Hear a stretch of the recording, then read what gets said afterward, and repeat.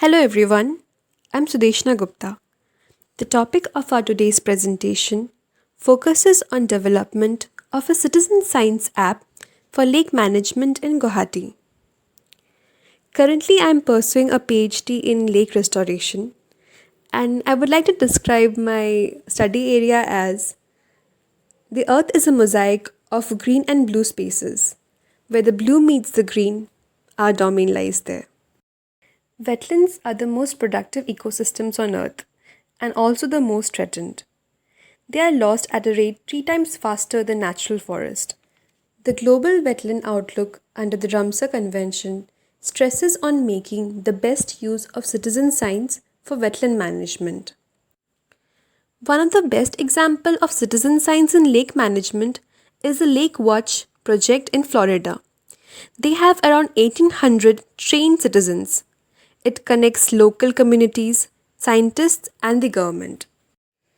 At the inception of our project, we compared around 35 mobile applications from the Google Play Store.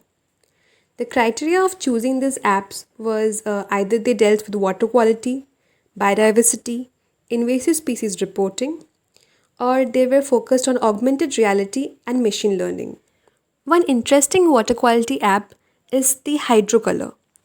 It uses the smartphone camera to crowdsource optical data. This can indirectly give information about the suspended particulate matter in water. For biodiversity identification, we have some amazing apps like Picture This, Plant Lens that have 60,000 plus data points. These apps have proved to have a minimum of 81% accuracy in identification. A recent advancement in technology is AR, augmented reality. AR apps in the market have proved to have an increased user retention and engagement. It would be a sin to not mention Pokemon Go when we are talking about AR.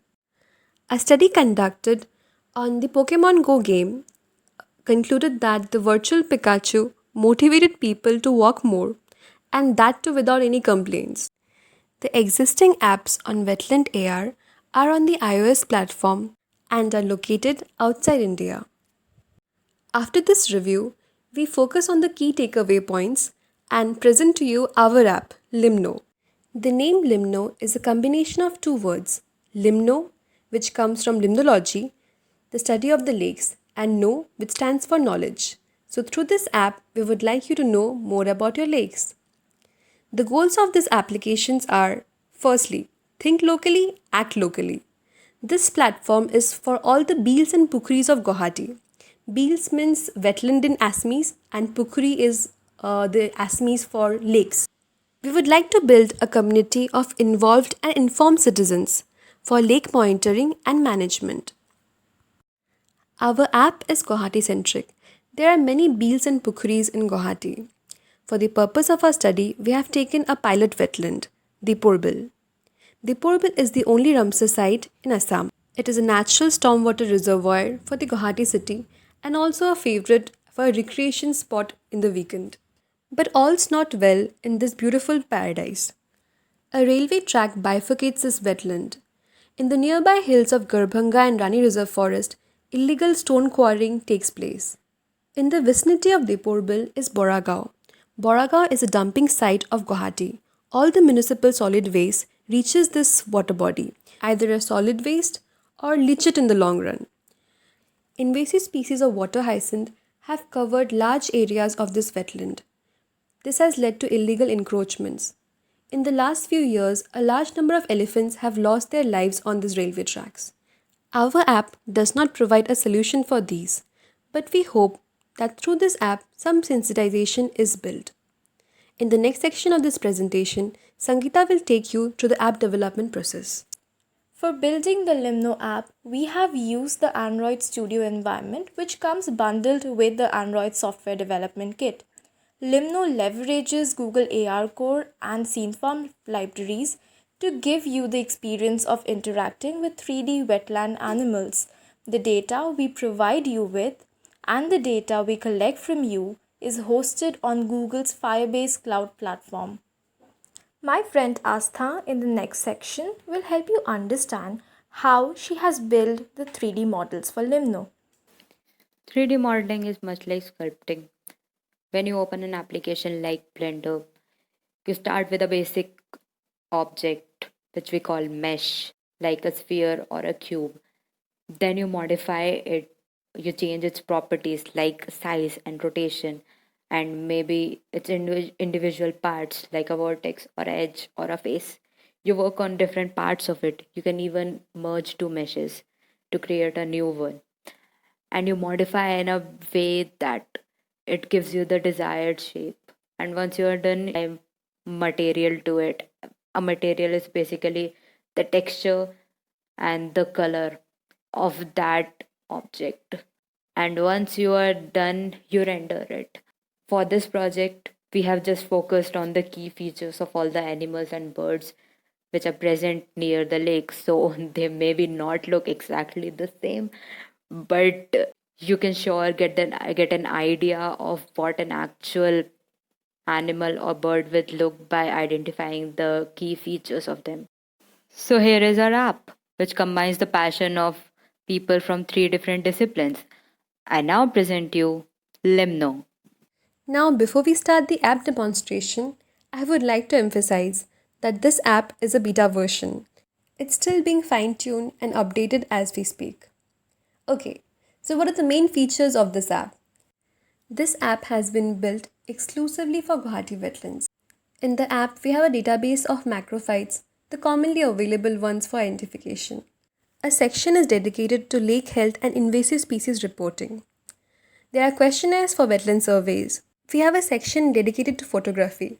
The most exciting section of our app is the AR experience. This experience is built in the form of a quiz so that you get excitement and knowledge together. In this section, we will give you a small demonstration of the app. Deepurbil has around 250 hydrophytes. So currently the database is being continuously updated and modified. In future, we hope to add more local names and traditional use based on people's feedback. The citizen science section comprises of short visual forms that welcomes all curious minds to get involved and contribute to Limno. Your geolocation, time, name and email is automatically fetched on submitting the form, which helps us validate the quality of the data which you submit. Tell us not only what you already see, but what you would like to see and earn badges. In future, we plan to have a subsection on weekly short news for wetlands in Guwahati. Moving on to the Lake 3D section of Limno. This is a personal favorite. I have been a fan of Pokemon Go and I'm glad that now I can have a spot-built pelican along with my Pikachu while I work. In Limno, we utilize AR to overlay or augment 3D animals in the real world. Now you can meet, engage, and learn more about 10 of your Deepurbil friends sitting at home in this lockdown. The information you get on tapping on your AR friend is on its interdependence with the wetland.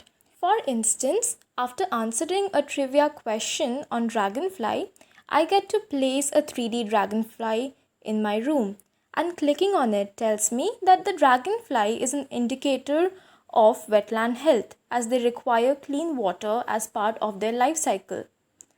In future, we would like to extend the range of our AR animals for better quizzes and wider information in Limno. I hope until now you did enjoy our app demonstration for Limno, but it does come with a few limitations. When running the app, you will require an access to a 4G network. Limno requires permission to your device camera, location, and external storage. Only users with a Gmail account can access Limno. Limno is compatible with limited Android phones that support ARCore. Some of these limitations are beyond the scope of our control, but despite this, we still hope that you will experience Limno and contribute to citizen science. So, what's next? We hope to cover notified wetlands of Guwahati like Sorsola Bill, lakes like Diglipukuri, expand our app biodiversity data, and continuously update our content.